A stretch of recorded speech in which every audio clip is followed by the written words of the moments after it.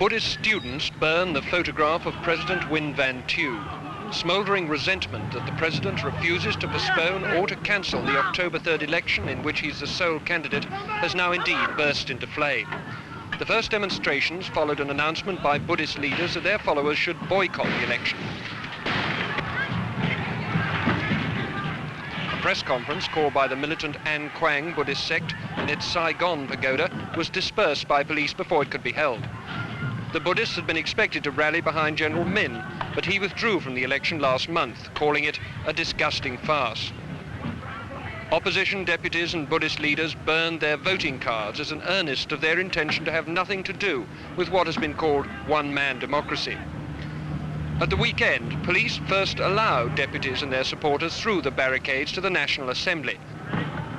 But when they unfurled banners denouncing the election as a corrupt fraud, they were driven from the building with tear gas. President Thieu has given an undertaking that campaigning in opposition to him will be allowed, provided it's within the law. But the police had no hesitation in driving these demonstrators away. Here it was easy enough, but moments later at the Buddhist university they faced a more formidable crowd.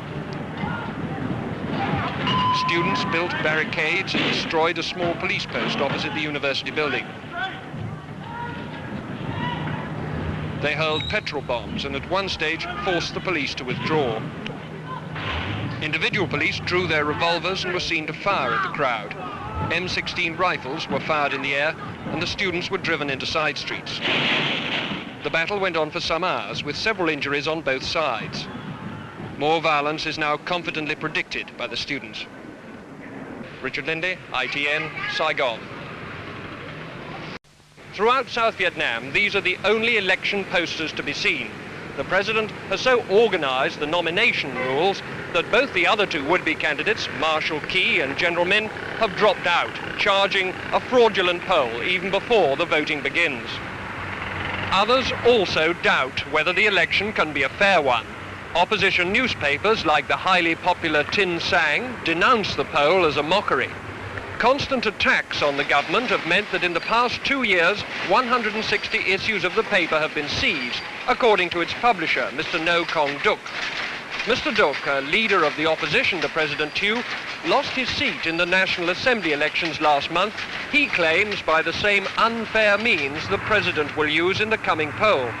Why was the president not to be trusted, I asked him. We must defeat him. If he will stay on his power,